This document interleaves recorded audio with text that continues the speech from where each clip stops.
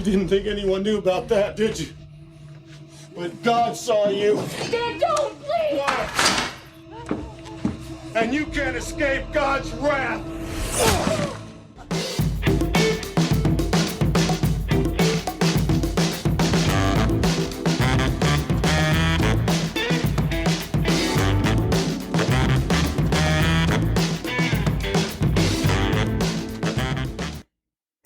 Demon.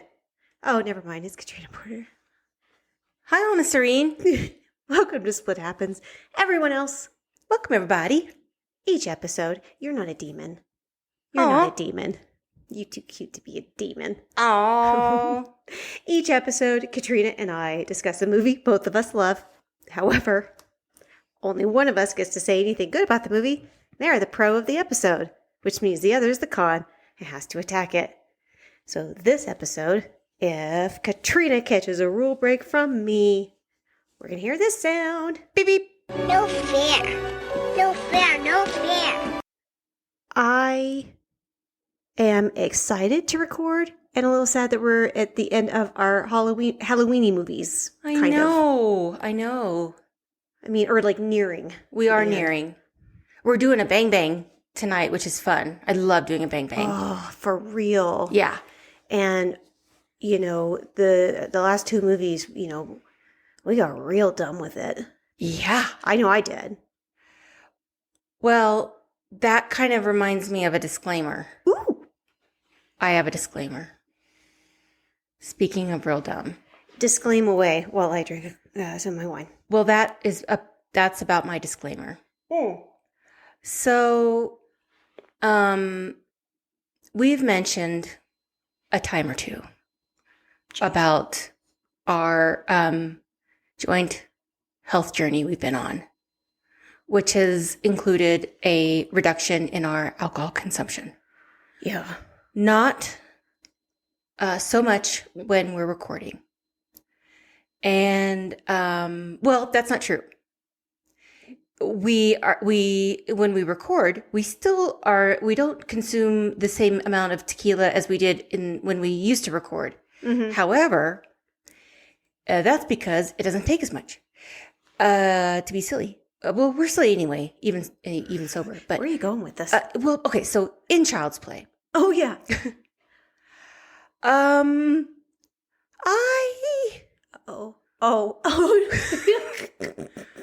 was so schnockered. Dude, you were wasted. I don't know what happened. At one point, I had to re-record a sentence, which was not a difficult sentence. It was basically, I remember the sentence. It was how they came up with Chucky's name, because it was an amalgamation of 3 different names. Uh-huh. 5 times, 6 times, I don't know how many times I had to keep saying it. A bunch. A bunch. And you all if you all heard that episode, you heard a few of those, but there was more.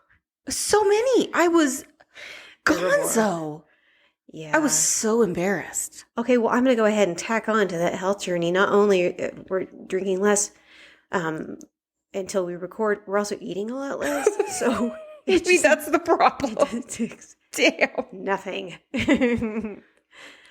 We're not on Ozempic or any crazy shit like that makes us not eat. We're just trying to be good. Yeah. No shame to anyone that's on Ozempic. Do what you got to do, but. It's not for lack of trying. Oh, we're in Denver. Oh, yeah. We're in Denver. I would very much like to talk about where we went. We've tried to pack so much into this trip. We're doing a bang bang, so we're doing a back-to-back record, an abs game. Mm-hmm. You know, they tried real hard on it. You got a little emotional about our seats. Yeah, no, I cried like a little bitty baby child. Because we sat right behind the glass. Because I'm like, that's fucking Nathan McKinnon right there. And that's Cal. Yeah. Oh my God. It was so fun. And they have a player named Ivan. You were hysterical. Absolutely hysterical. Why? Because you went personal with your attacks against number 13, the ref? Yeah. Yeah, he sucked. Yeah, you really did. You were talking about his mom. We were told that we were not allowed to swear. Right. So, I called him a mother pucker. right, you did ask permission. I think that guy felt you were pretty plucky with that. Well, I asked. We got a picture, and he's actually in the background. Yeah, he was a really nice security guy. Oh my gosh, yeah, everybody was just so nice. And honestly, it was Boston. Like, I mean, if we're going to lose to a team, I really like Boston. I like the Bruins. I do too. I like pasta. Mm-hmm. I like Jeremy Swayman. Swayman. But you know who I don't like? Number 11. 11. I don't even want to know his name. But I had things to say to him as well. And I said them. I didn't swear because I was told that that was a no-no. That was a no-no. But I called him a mother pucker too. Yeah, you did. Yeah. You were, I'm not kidding. You were like talking about people like you're a disappointment to your mother. Like you were really. You'll never know true love. Yeah. It was unreal. Well, they made it personal. Yeah. I know there's probably a lot of people out there that don't always love the Avs, probably in the same way that not everybody loves the Chiefs because, they hate us because they hate us, that sort of thing. I just want to remind everybody, we have not won the Stanley Cup for the last 2 years. So fuck off. The Chiefs have won the Super Bowl the last 2 years. Yes, go you Chiefs. But I love my Avs. So it was just, it was like an out of body experience to see them there, like right there. Yeah. I mean, however you feel about the Avs, I mean, hopefully everybody loves them, but Nathan McKinnon is going to go down as one of the greatest players of all time. Yeah. We didn't get to see Landeskog because he's still hurt, but then we got a freaking, after being diligent, the amount of diligence, you have no idea. We got reservations for Casa Bonita. Casa Bonita. Which was, so I had never been before. Anna went when she was in culinary art school here. Which was 25 years ago. Yeah. And it's been, millions and millions and millions of dollars from the South Park guys in renovations for Casa Bonita. Like, it'll be, Anna said she's read decades before they'll potentially recoup the money they put in it. And it is beautiful. If you haven't got a chance to watch the documentary, is Casa Bonita Mi Amor? It's on Paramount Plus. Loved it. It was really, really great. And it really shows why they do it. You really get a sense that Trey Parker is the dreamer. Yes. He's a very sentimental, romantic type of guy. Like romantic and like he's sentimental. He's a very sentimental guy. I personally cannot wait to record. Yes. Because this is an unusual movie for us for Halloween, I think. This first one that we're going to record? Yeah. Yeah. Because it's a serious movie. We pretty much only do silly goose movies. And our take 2 of our Bang Bang is definitely that. I can't fucking wait just so I can get that goddamn song out of my head. I will be shocked if I don't get a button push. Me too. I'll be pissed. I don't think you'll get a button push on this one. Dude. I don't know if I'm going to get a button push on this one because I'm going to be extra vigilant because, god damn it, I don't know if you got, you know what, Anna? I surprised myself with getting a button push last time. I really didn't think I was going to. I don't remember. Child's Play. I did get a button push. Right, yes, I did. Oh, shit. Yeah, I did get a but this one's actually, the one we're recording now is a great movie, not even like ironically good. It's great. We're doing 2002's Frailty.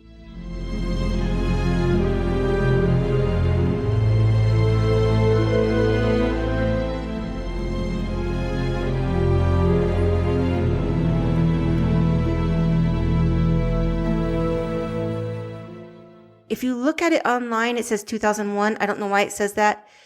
It's 2002, Frailty. I'm going to try to remember to do this, and I'm going to try to remember to put this online because our good friend of the podcast and just good human in general, Doug in Iowa, has mentioned this, and it's a great idea. You can watch it on Stars, Hulu, YouTube, and Fandango at home, if you've got any of those. And Amazon. We watched it on Amazon. We did. Yeah.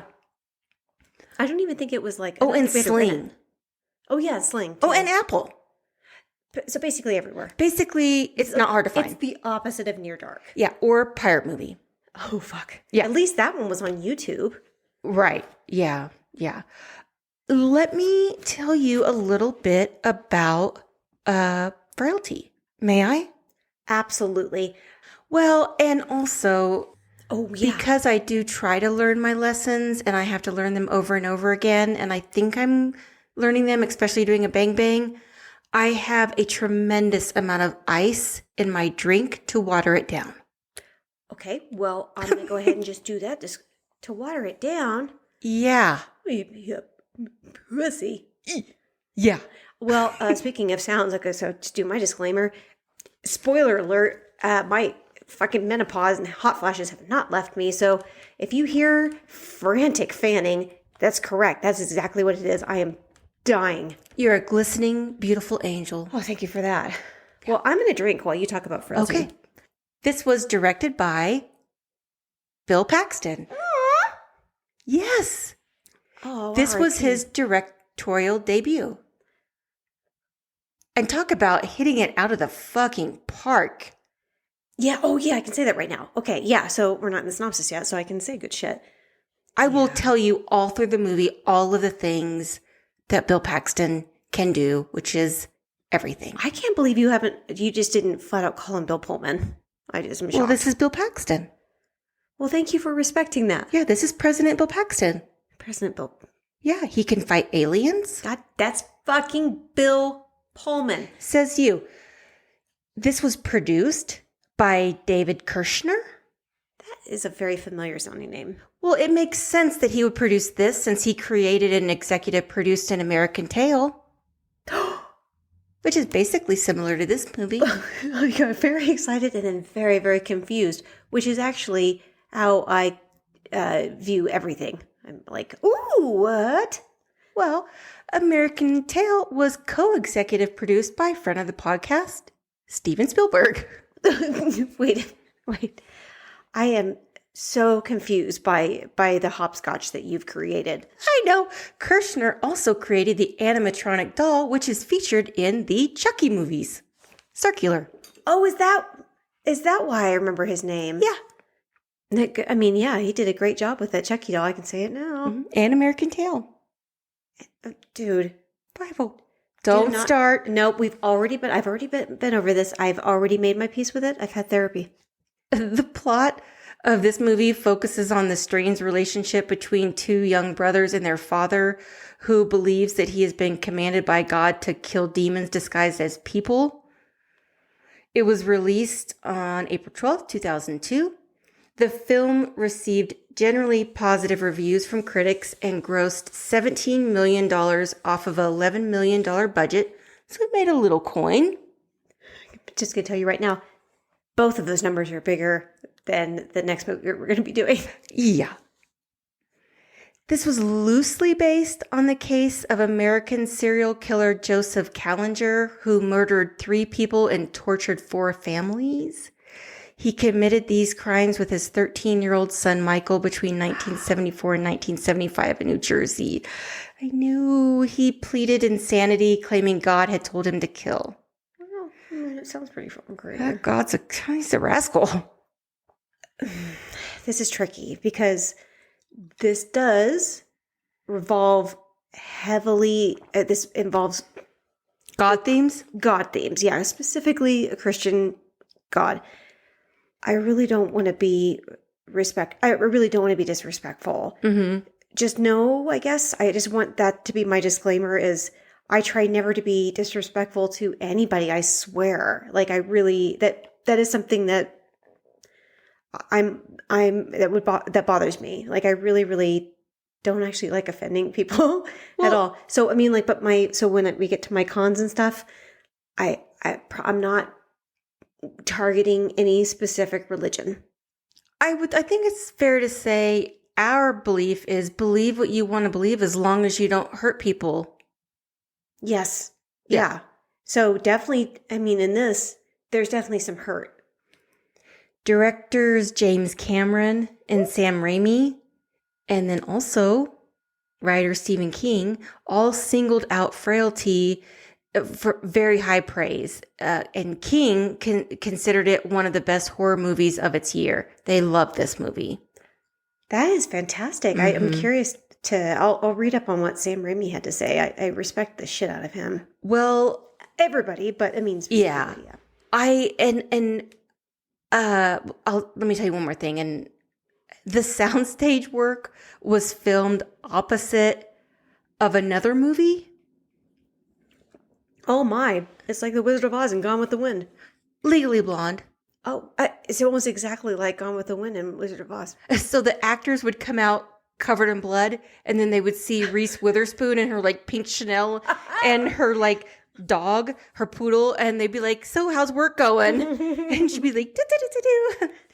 And then they see a good friend of the podcast, Jennifer Coolidge. Oh, Like, love so much. I want a hot dog real bad. Yeah. This is, I think, one of the only movies I can think of that I've led where I'm actually saving some trivia for post-synopsis.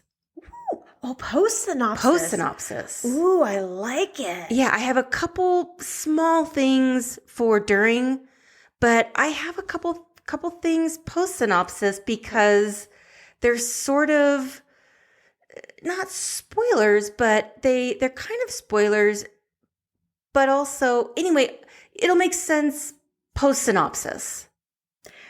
Let me ask you this before we get in. Mm-hmm.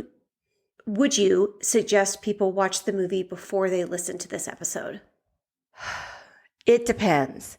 If you are a person that does not like movies spoiled, then this is definitely a movie with twists.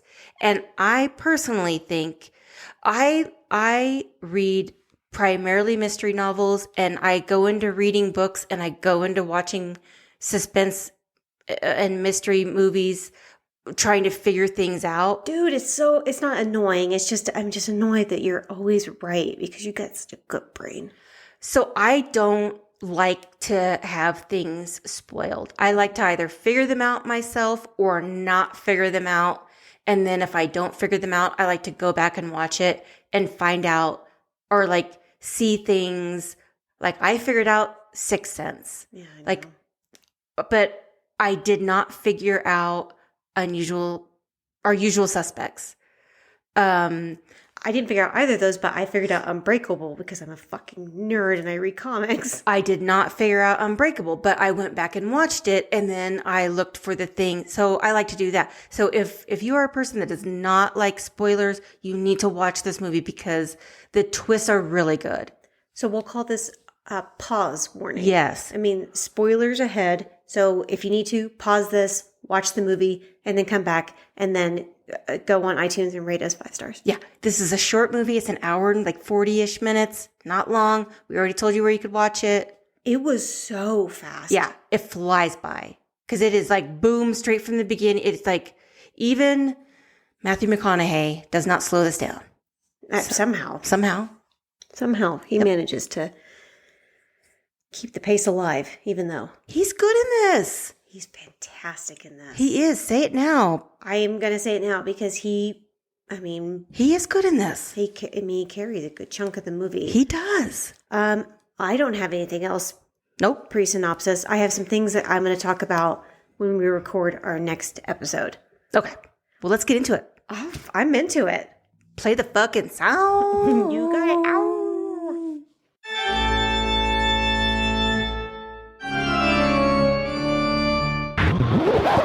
Let the games begin. Our movie begins with some mechanical stuff, and you love putting shit together. That's a pro. Well, no, this movie begins with newspaper backgrounds talking about gruesome murders. No, our movie begins... No, like, say more right now. Don't play with my emotions. Show me the murders. No, our movie begins with some mechanical stuff, so you should only watch movies that are done by Lionsgate. It's like Lionsgate. Oh. And then we get some moody music and some black and white photos, which means old-timey stuff. And you like old-timey stuff. I do love old-timey stuff, but this isn't old-timey. It's just murder. It's all murder and like gruesome things. And I'm like, oh, I want to know more about that. And they don't, you know what? They never follow up on that. There's a picture of an eyeball you like seeing. I can't see for shit. I have given up on that sense. What if the next picture was a picture of a cake and you didn't have an eyeball? You wouldn't be able to see it. I can taste it. Helen Keller once said. And fingerprints. Who doesn't like identifying things? I can tell you who doesn't like fingerprints. John Doe. Well, he was a murderer. Yeah, murder. I mean, like... We get some on-screen text that says we are at FBI headquarters. Oh, so Virginia. What's wrong with Virginia? Nothing. This isn't in Virginia. It's Dallas. And, I'm sorry, FBI headquarters is not in Dallas. It's in Virginia, where Clarice is. No, there's FBI headquarters in every state. No. Yes. No. There are. No. In Kansas, it's just the KBI. The Kansas Bureau of Investigations. This is like the FBI specifically, which is federal, which is in Virginia. I know you think that's... I'm so correct. I know you think that this is a really good point, but it didn't say Quantico. And Quantico is what you're thinking of. That's in Virginia. You're a Quantico. I am. I made up for that thing that earlier I didn't know, Clarice. Holy shitballs Booth. Powers Boothe, that is. He plays Special Agent Wesley Doyle, and he wants to know what that ambulance is doing outside, and I like a person who immediately starts asking questions. Well, I feel bad for him. Why? Because he has to have Matthew McConaughey, whatever, as an acting partner. Let me give you a quick little info about Booth getting cast in this, okay? Okay. Have we had a movie with him since Tombstone? Powers Boothe and Bill Paxton were also in Tombstone together in 1993. I actually forgot Bill Paxton was in that. I'm so sorry, R.I.P. And Agents of S.H.I.E.L.D. in 2013. Both actors died in 2017. No shit. Oh. Holy shit. Is it connected? Did Joss Whedon kill them? Why? Because of Agents of S.H.I.E.L.D.? Is that why everyone hates Joss Whedon?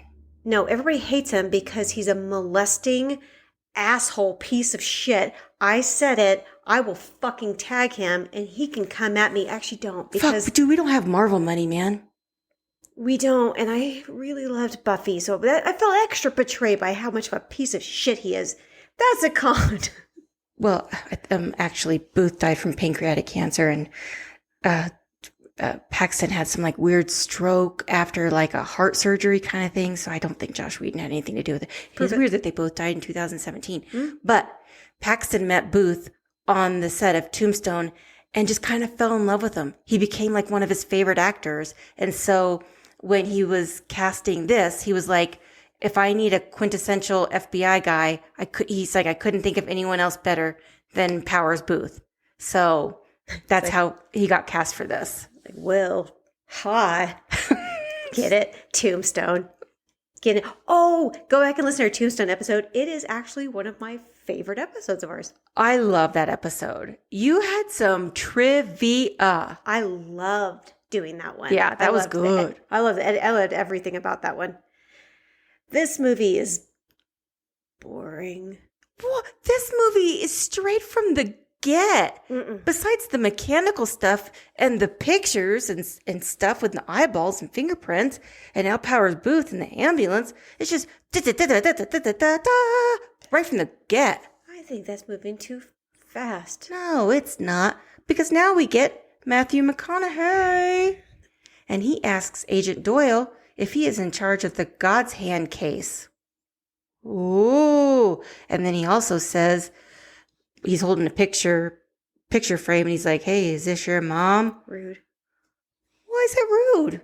He's already asking, questions. He's getting to know him. Is it typical to have victim photos all over the wall? That feels really not okay. I mean, Have you seen Silence of the Lambs? Yeah, but that is not. This is very visible to the public. Yeah, it's the FBI. Right, but it's very visible to the public that feels like a serious invasion of privacy. That seems like a real privacy issue, right? No? No, I don't think so. Are you sure? Are you going to say yes it is after we synopsis? No. You should. Wesley doesn't like that Tex is taking shit off of his desk, and he asks this fellow what his name is, and Tex says his name is Fenton Meeks, and that he knows who the God's Hand Killer is. And he knows it because it's his brother, Adam. What? He says his brother called him last night and said demons are taking over the world, and that Fenton needs to take him to the Rose Garden like he promised. Okay. Is it really necessary to have Matthew McConaughey without his shirt here, or was that just in like all of his contracts? Matthew McConaughey didn't. He had his shirt on. No, he did. Well, it shows him like at home where he's drinking a beer and he's talking to his brother or whatever via phone, maybe, and he does not have a shirt on. What? How did you not notice that? I mean, it just felt strange. Like, oh, I'm home. So obviously I must be shirtless. Fuck, I was typing. Well, that's your fault. Also, the Rose Garden, like where Mel Gibson buries his victims, come at me, bitch. Damn it. And I mean Mel, not you. This was before Matthew got real skinny. Missed it. Agent Doyle is a little dubious about this story.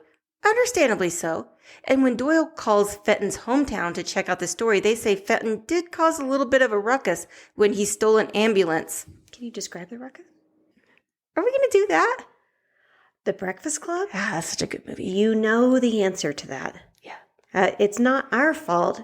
It's... Oh, John Hughes? This is not our fault. It's John Hughes.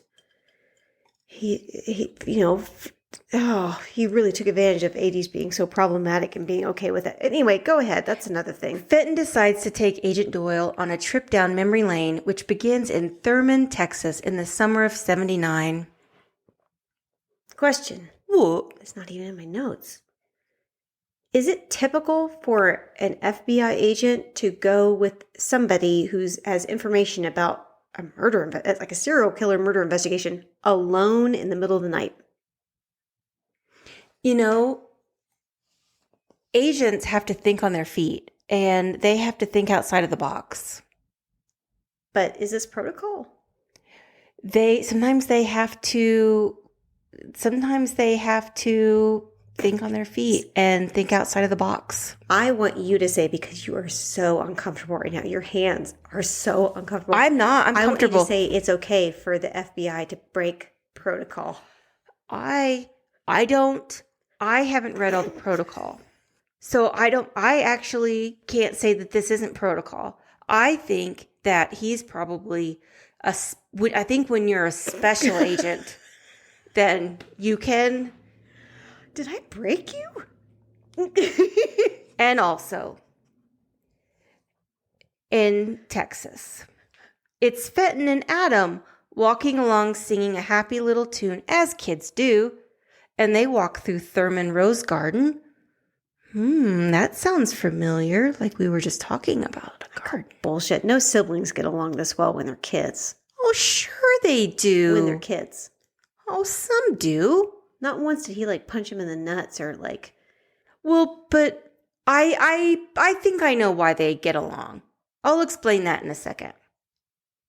These two rascals live in the caretaker house behind the Rose Garden with their dad after their mom died giving birth to Adam. I think that's why they get along well. I think Fenton can't really bust Adam's balls because, his mom died. And also his mom died. So he's older sibling, so he feels like he has to take care of the younger sibling. Yeah, I think he's kind of a little protective of Adam. So older siblings are like that. They have to protect the younger one, so they get along like super great. Not always, but I think in this case, they lost their mom, They That made it sound like I was leading the question to seem like we don't get along, and it's not true. No, but I feel like you were getting ready to bust my balls for being mean to you when we were younger. I have no idea what I'm doing. I am so fucking drunk already. Jeremy Sumter, who was cast as younger brother Adam, originally auditioned for the role of Fenton. Okay. Yeah, he didn't get it. Oh, okay. But the kid who got the role of Fenton, and I should have put that in my notes, he specifically was from Tennessee, and Bill Paxton wanted somebody who had a really thick accent. So that's why he picked this kiddo, because he wanted somebody with like an accent. Anyway. Wait, no, I recognized him. Like, I really... Am I just pulling it because of this movie or because he looks so familiar? I didn't recognize him other than this movie. I looked at his stuff and it wasn't anything I would like particularly. I don't think so. Damn it. Maybe he's just got one of those faces. I get that all the fucking time. Well, we talked about it a bunch. Anyway, go ahead. Who is their dad, you ask? It's Bill Paxton. I am telling you, this guy can do everything. Yeah. Bill Paxton? He can be president. He can save Sandra Bullock from a train. He can teach science on TV. Science on TV? Wait, is that Bill Nye? Says you. He also seems like a really good dad because he's making sure his kids have a balanced dinner. Okay, first of all, Bill Paxton's character, I'm just going to call him the dad. Bill Dad. Sure. He's a mechanic? Uh-huh. Okay, so that he works on cars all day. It shows him working on cars and stuff. Uh-huh. He comes home from work fucking squeaky clean. Bullshit. Demon. Also, peas. Demon. No, before mechanics leave, they have this special, I have actually seen it, and I have seen it. They have this special soap that mechanics use. Lava soap. Yeah. So yeah, he uses it before he leaves the mechanic shop. On his clothes. Uh-huh. He changes. He didn't have not a spot of oil on his entire uniform. It was like pressed. I would like to reference Benny and June. Why? Because June's brother never looked dirty, and he was a mechanic, and he changed, and he used lava soap. Boom. Also, that just makes that movie incorrect too. Nope. Because you're the pro, and I will remember that. That night at bed, they are talking about going to see a movie. At this point, the kids were supposed to mention wanting to go see the movie Alien, which also came out in 1979, which is when this is set. Alien came out in 79? Yeah. But Paxton changed it to the movie Warriors, which is what they reference in the movie, which also came out in 1979 to avoid the reference of Aliens, which came out in 1986, which he was in, because he didn't want it to make it seem like it was like a self-reference kind of thing. I love the movie Meatballs. I love the movie Meatballs. We're going to do Meatballs, right? Mm-hmm. Are you ready for the summer? Oh, we have to. Woody Rabbit. I have a shirt. Anyway, doesn't matter. This is like a silly bit of trivia, and I don't know why I like it, but remember, because when we were watching this, and there was like that jar that had Curtis on it? Yes. It's a millipede, and for whatever reason, while they were on set, Bill Paxton just kind of randomly was like, what do we think a millipede would be called? And Matthew McConaughey was just like, Curtis. Of course he did. Just like off the top of his head, he was like, Curtis. Yeah. Oh, Curtis. Yeah. Now I'm going to go smoke some weed and play with my bongos. I don't know. I just thought that was funny. Oh, you know what I didn't find funny? Peas. Nobody likes peas. I'm sorry, I'm having a very difficult moving past this because I am one of the least picky eaters I know. Well, aren't peas in like carbonara or whatever? Americanized carbonara. Aren't peas in I fucking hate peas. Again, I don't like licorice-y things, and I hate peas. Aren't peas in caterpillars? You mean like the letter P?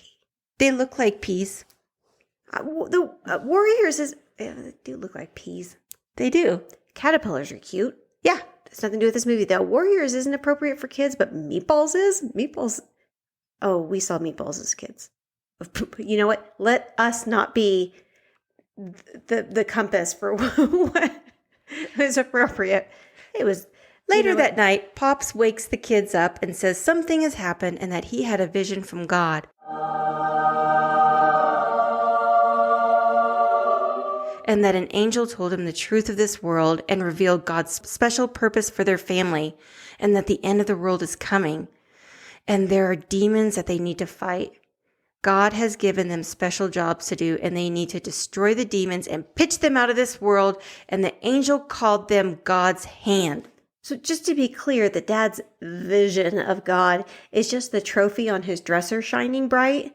And like, what are the chances that's just like headlights shining through the window? And how is that not a possible solution? But an angel came down and told me to kill a bunch of people because angels and demons is somehow more logical than that.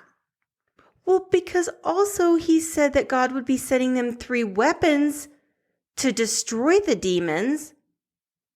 That's very specific. This dad's story about demons sounds like 100% grade A baloney. There are demons, but no one can see them but us. And also, we can't tell anyone. And also, 8 hours from now, I'm going to pretend like everything's totally cool. I don't want to get sued. I do not want us to get sued. Mm-hmm. And I say that right off the bat. But I can't help but point out this is all sounding very Mormon. No, because Pops didn't say that no one could see them because... Neither do the Mormons. Well, but he just doesn't want them to tell. It's just like their thing. It's their job. It's like, we're going to go do this. It's like our thing. The whole like, you know, this is what happened. An angel came before me and he told me this. Nobody else can see it though. And don't you dare say shit. That feels very the story of Mormon. Well, but they didn't say anything about the Blue planet. They didn't say anything about descending. They didn't say anything about anything like that. Anything about tablets and hats? But they specifically said these demons hurt people and they have to pitch them out. Ooh, busybody. You did say some special weapons though, right? 3. What are those weapons? We'll get to it. Oh. Fenton looks a little bit like me when I hear anything remotely suspicious. I know that kid has a clue book under his bed. Remotely suspicious. You. Me? Yeah, you. Yeah, you. Dad does kind of act like nothing happened the next day. He drives them to school. They hop out of the car, but then Dad was like, hey, silly mouse, you be quiet about what we talked about last night. Okay, have a great day. Bye. Bye. Good luck with your math test. But then God put Operation Demon Slayer into place and shows Pops where the first weapon is. A ray of light shone down on a barn, and therein lie an axe.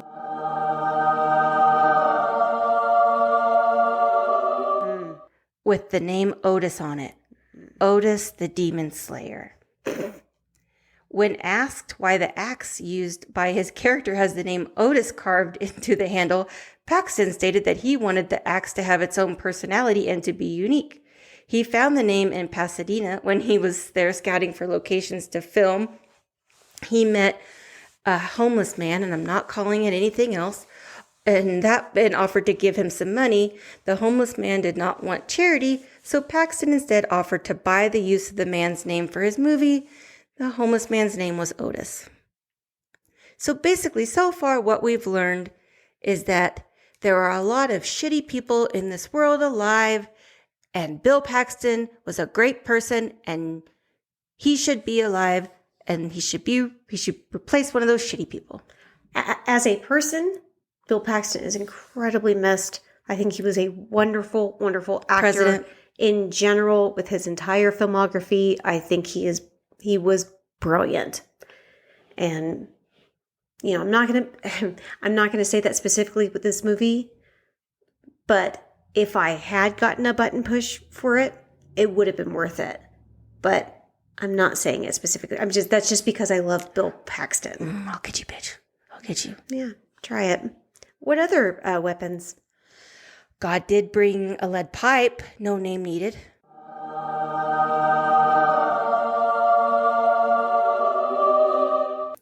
But no, that one didn't get a name. He only found one homeless person. Was he like going to the kids? He's like, the angel came to me last night and told me God's favorite game is Clue. I bet God would love Clue. Really? Yeah, because he would not be a Monopoly guy. That is chaos. I want you to say more. Do you think God would like Monopoly? I didn't say that at all. It takes forever.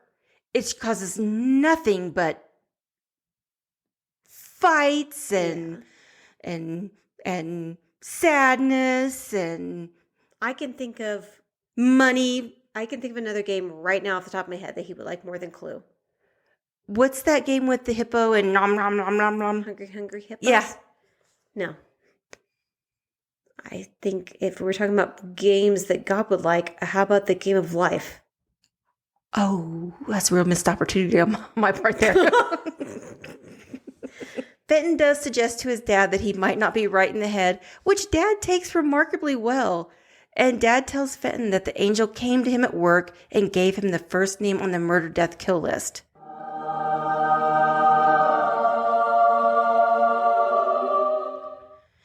The angel did look a lot like Harry Potter, which was kind of rad. No, the angel looked like that ginger guy from Game of Thrones that liked Brienne of Tarth? Yeah. What? Also, aren't like the Christian angels like that particular? Aren't they supposed to be like covered in eyes? Covered in eyes? Yes. Like eyeballs? Yes. Angels, like that's like biblically, that's what they look like. They just have like a billion fucking eyes or something. Was that what that eyeball was from the beginning? No, because there's not like 8,000 of them accompanying them on wings. I think that's right.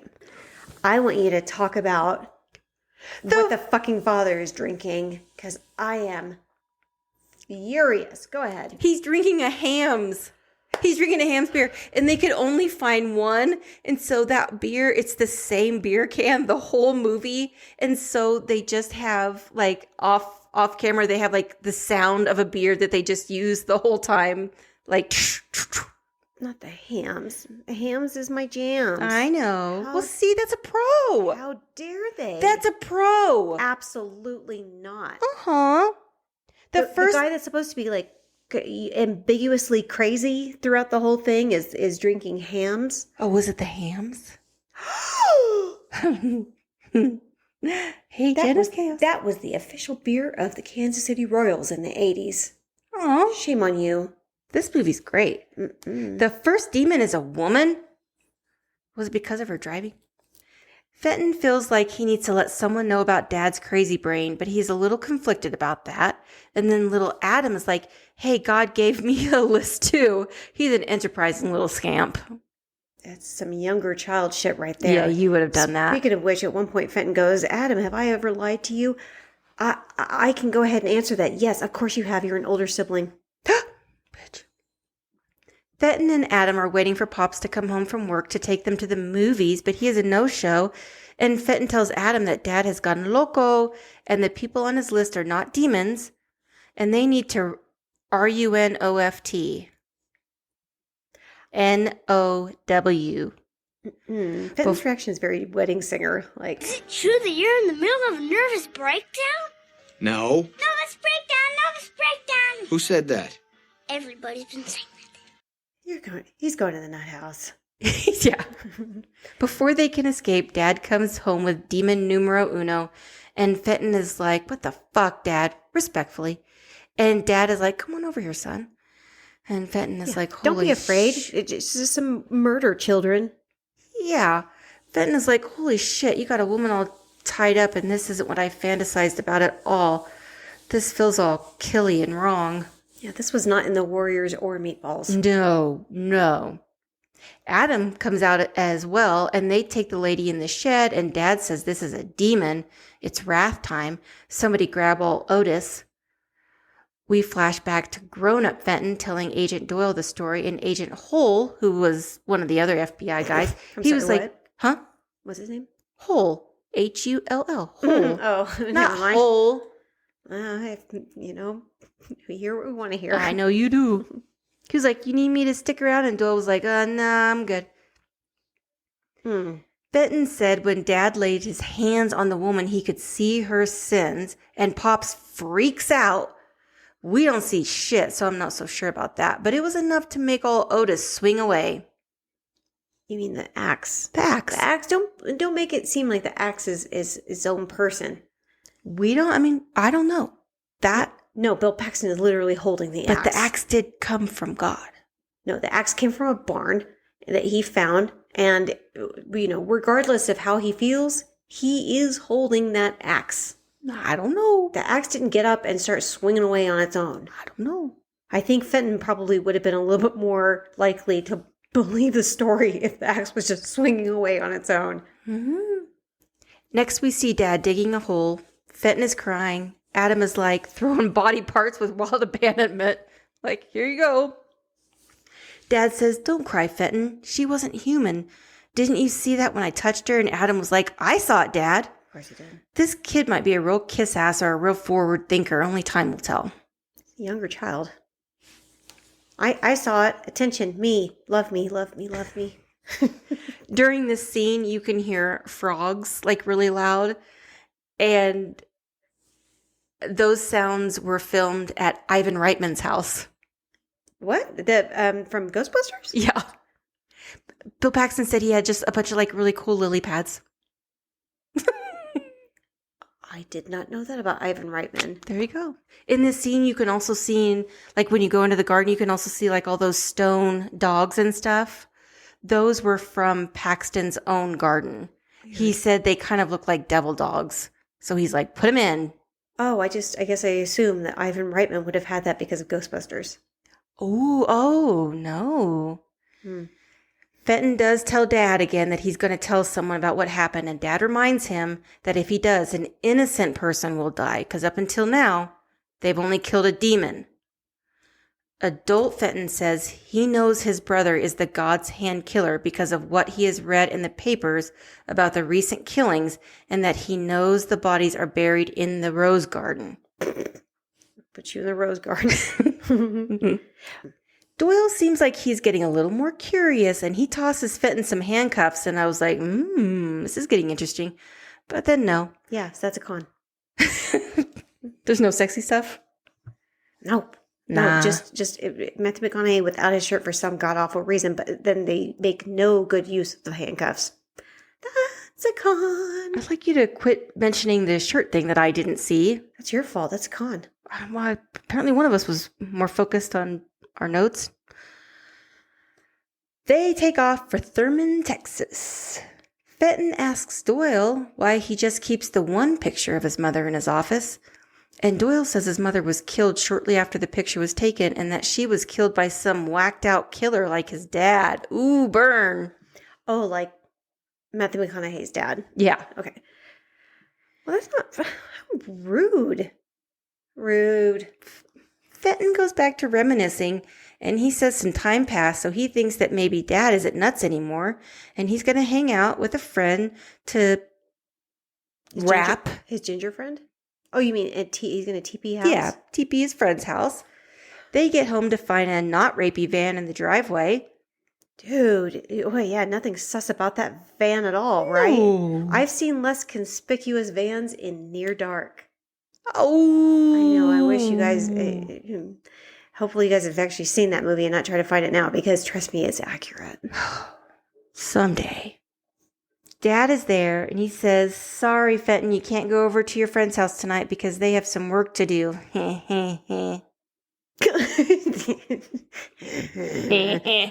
some point, somebody goes, can't, never, can do anything. And my brain broke just trying to figure that out. Can't. Yeah, right. That went straight from the closed captioning. Can't, never, can do anything. Yes, this movie does have closed captioning. Oh, fuck off. That's a pro. This may be an unpopular opinion. It is. But Bill Paxton's character is basically the Mr. Rogers of spiritual-based killers. Whoa! you need to do some looking within and deal with that. You're going to need to, wow, I can't do anything with that. I'm just saying, he seems to really love his kids. I know he takes them to kill demons, and I know later things get a little rough, but he's encouraging. He gives them healthy dinners. He laughs with them. He tells them he loves them. He gives them affection, abadanza. So do cult leaders. I mean, I think he just needs accomplices, and his kids are like, they don't have a choice. Also, he is reading a book called Holy Visions, and that feels a little on the nose. Well, I think maybe he's just checking his own self, just checking my own resources, It's probably like that Elizabeth Finch, where it's like, no, dude, we'll talk about that more next week. Ugh. They do knock the next demon out with the lead pipe in broad daylight. So if this wasn't God's plan, wouldn't someone have seen them? Boom.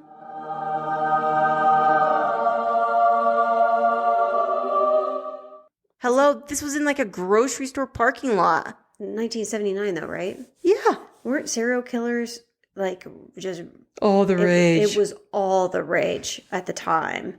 So I think people were just ignoring a lot. Is that really how things were?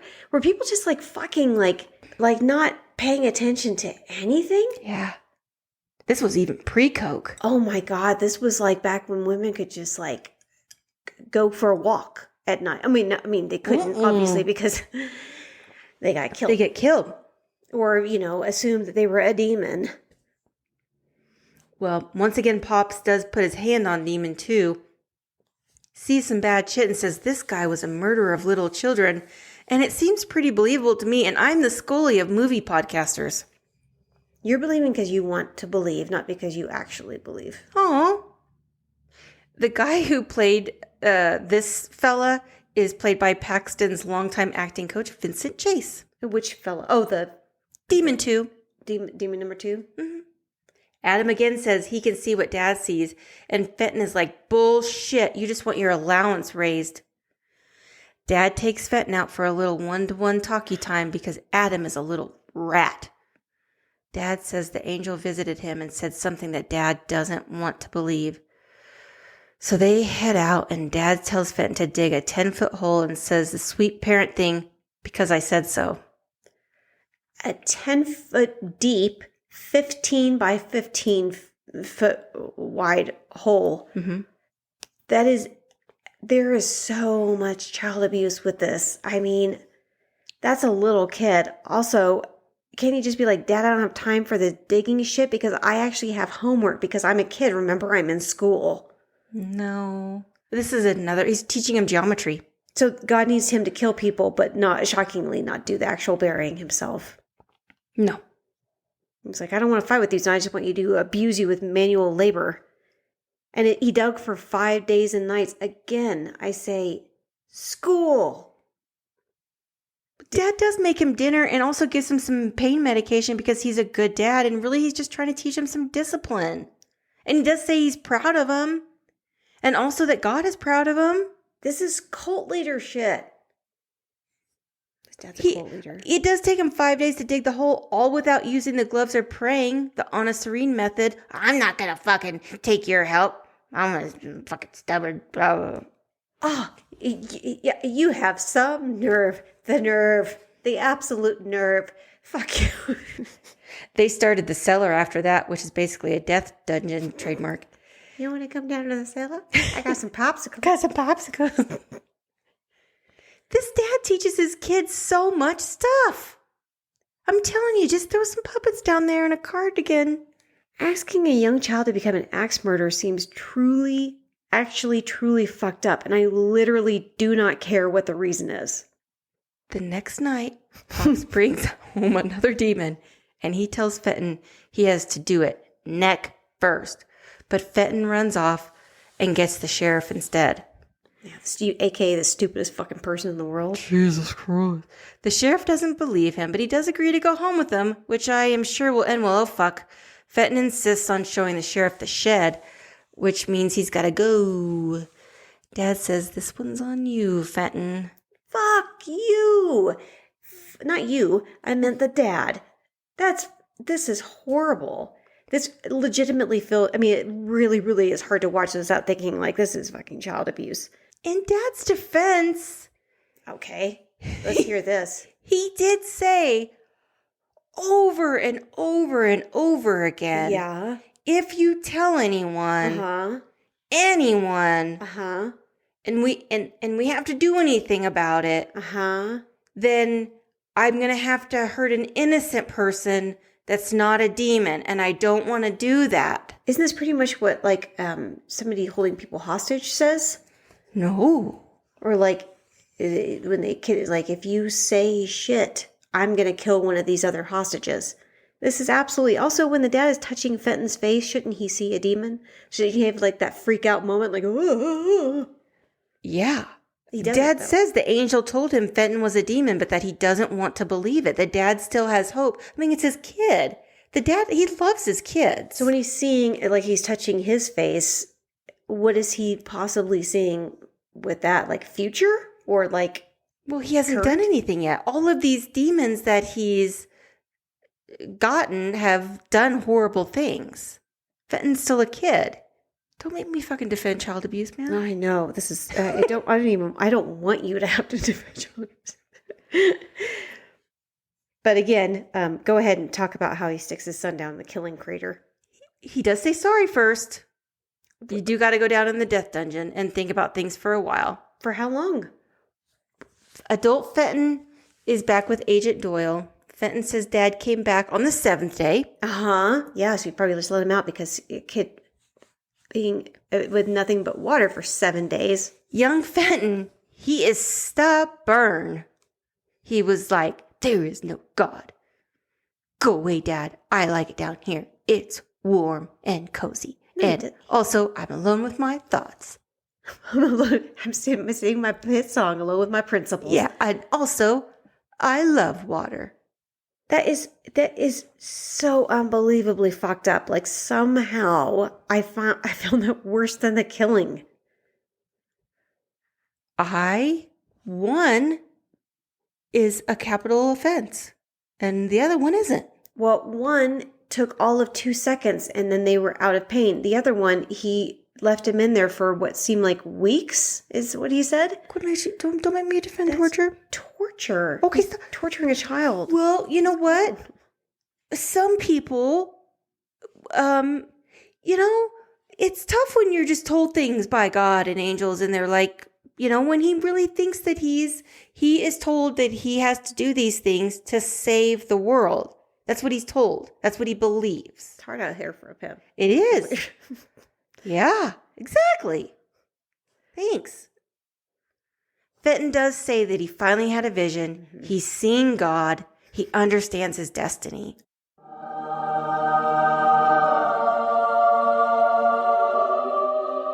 He wants some food. Also, that's not a vision. It's a hallucination brought on by extreme malnutrition and dehydration. A week later, Fenton was ready to get his first demon, Brad White from Dallas, which doesn't sound real demon-y, but I guess they can't all be named Stabby McKillerson. Why not just write murder machine on the side of the van and then cross it out and be like, just kidding, free candy. JK, ice cream. Ice cream. Ice cream. Lieutenant Dan. This demon does have a real demon face and a real killable personality. You can't kill people just for being a prick. Oh my. I feel like I just took a hearing test. You passed. They go around to the back of this fella's house and knock him out and take him to the death dungeon. Fenton has Otis, and Dad does the hand thing where he looks at this fucker's sins, which appear plentiful, and Fenton is getting ready to take the demon out, but he stabs Dad in the chest instead. Yeah. What? Fuck him. Live by the axe, die by the axe, motherfucker.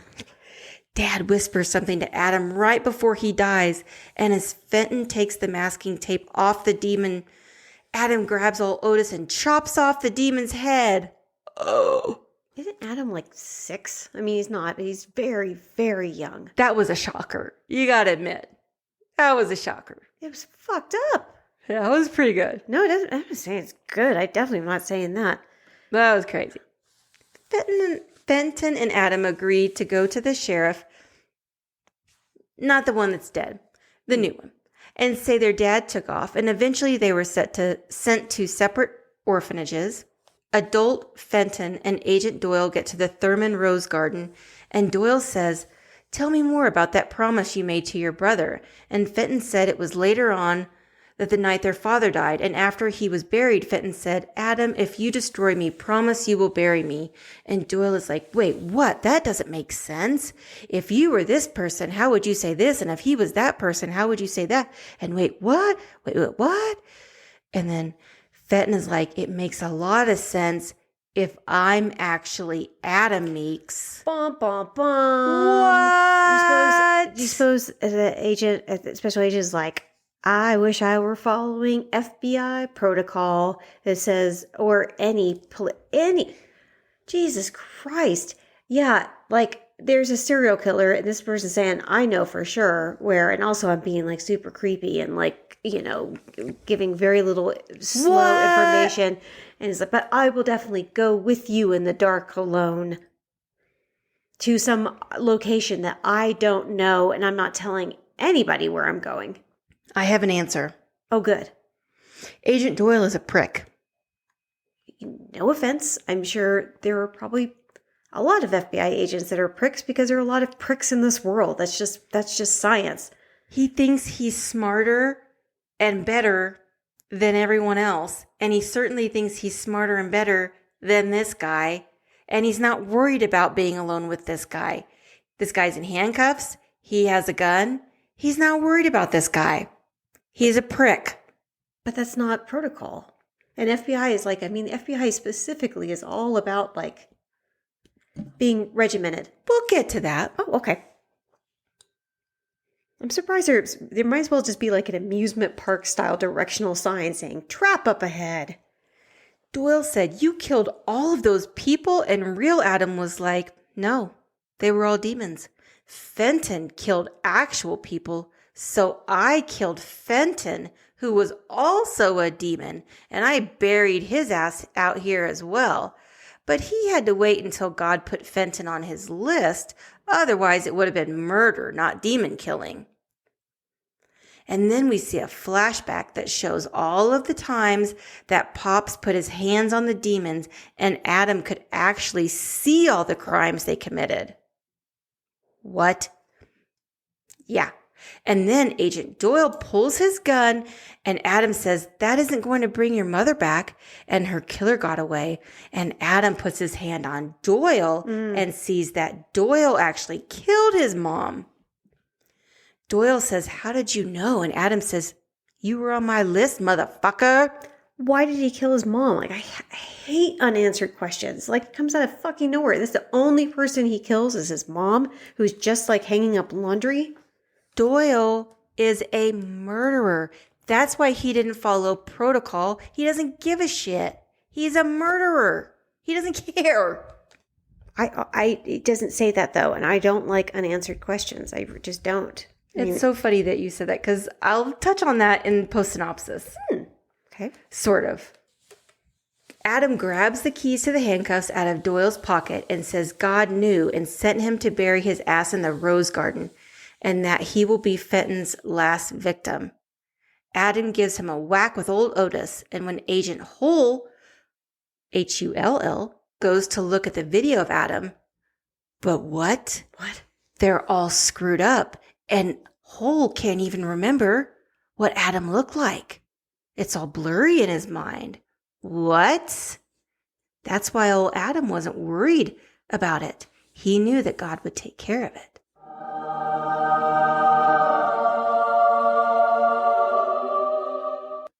They go to raid Fenton Meek's home. They find him missing, but all of the evidence of the murders and a murder list and Agent Doyle's name's on it and his FBI badge is there. Agent Hull goes to visit the sheriff of Thurman, Texas, and it's Adam. What? Who would believe that 30-something-year-old Matthew McConaughey is a sheriff? In Thurman, Texas, a population 402.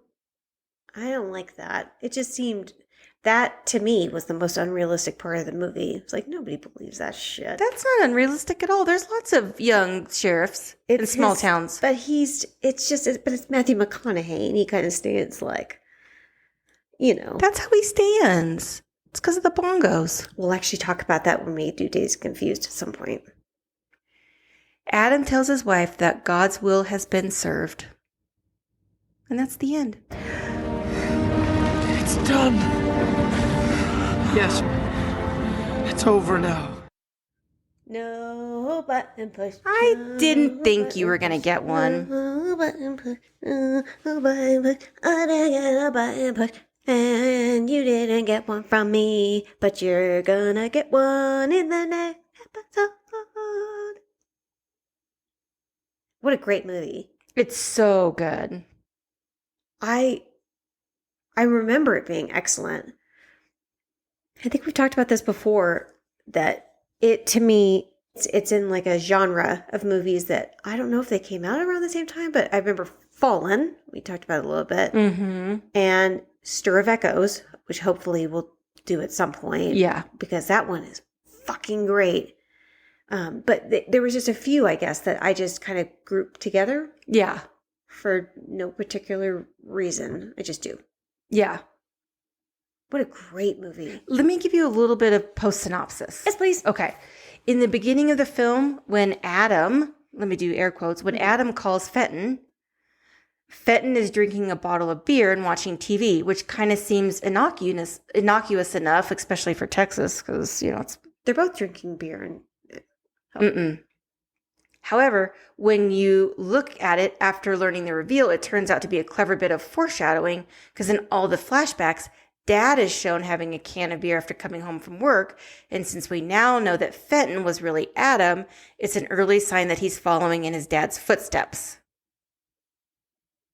That is subtle. Subtle. Very, very subtle. Fenton also refuses to be helped into the cop car. I did notice that one, yeah. So he doesn't want Booth to touch him, or him to touch Booth, basically.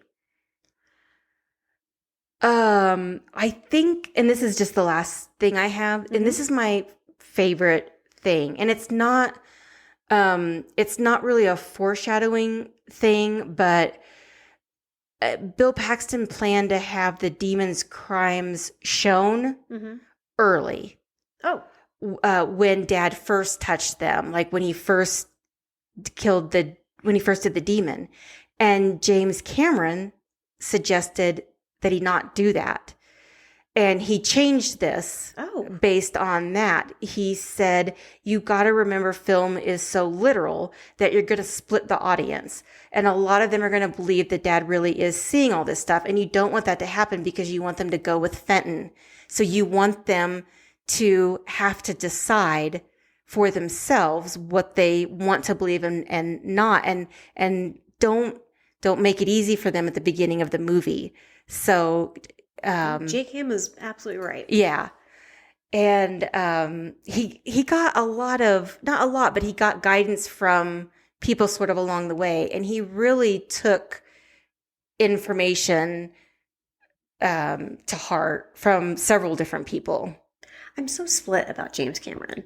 He's a great director. He is a great director. And I think he's brilliant. I think he's often absolutely correct. And I think he, you know how much what I feel about Titanic, so I'm not going to get into that, but there's no denying his brilliance. It's just that he knows how brilliant he is, and I think he's a bit of a victim of his own success. He is his biggest fan. Yes, yes.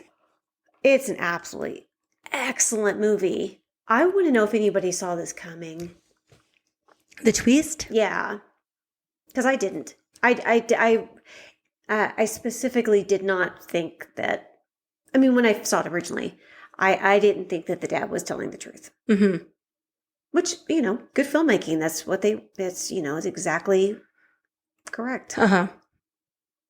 Great movie. Yeah, it's so good. Yeah, I really, really enjoyed it. Yeah, and like I said, it's a little bit of a departure for us, but yeah, I hope there are people that haven't seen it that watch it because of this, and then are like, tell us what they think. Did you have any flaws of this movie? Bill Paxton didn't like his acting in it. I thought his acting was great. I thought so too. He thought he overacted, and I didn't think so.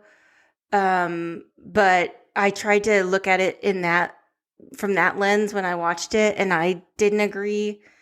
Powers Boothe is always Powers Boothe, so it's hard to, look at him any differently, but I always think he's great. Matthew McConaughey is, was as good as he is. I mean, I thought he was really good in it. I thought the kids were really good. I thought the kids were great, actually. That's the thing, is the kids are kind of subtle. Powers Boothe is incredibly subtle. Matthew McConaughey is, I don't want to say subtle as much as just his pacing is just very slow and, slow and low. So I think maybe Bill Paxton was reacting to that. I mean, he seems very over the top, but he should be, because he should, people should question whether or not he's just unhinged and crazy. So I don't mind that one bit. No, I loved it. I think it's a great movie. I feel so uncomfortable with what I perceived as child abuse. Don't love that. That is really, really tough. Yeah. And again, I don't. Because it definitely is. Oh my God. Yeah.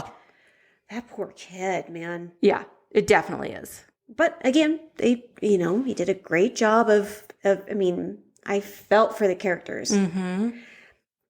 At first, I thought that the pacing of the movie was weird, because I'm like, when the movie was almost over, it felt like it should have been halfway through.